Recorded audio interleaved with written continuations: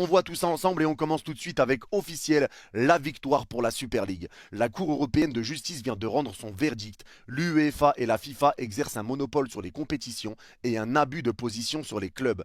Par conséquent, les clubs ne pourront plus être sanctionnés pour leur participation à la Super League. Donc là déjà, on voit qu'il y a un gros bon point pour la Super League. La Super League vient de marquer le premier point dans cette bataille face à l'UEFA. Parce que là, les gars, ce qu'il faut comprendre, c'est que cette bataille ne nous concerne pas au début. Ça va être une bataille qui va concerner l'UEFA, qui va concerner la Super League pour savoir qui aura le monopole du football, pour savoir qui vraiment tiendra les rênes de ce football dans les années à venir. Là, on parle de milliards, on parle de sommes colossales.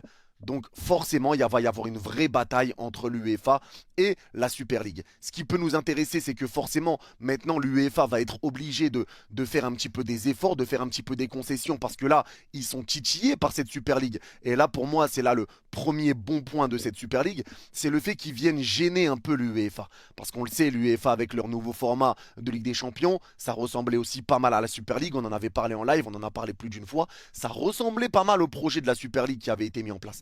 Donc là, ils vont être obligés de faire des concessions. Et le fait que l'UEFA n'ait plus le monopole et qu'ils sentent que la Super League arrive et qu'ils viennent pour les gêner et pour prendre justement ce monopole, ça va leur faire changer pas mal de choses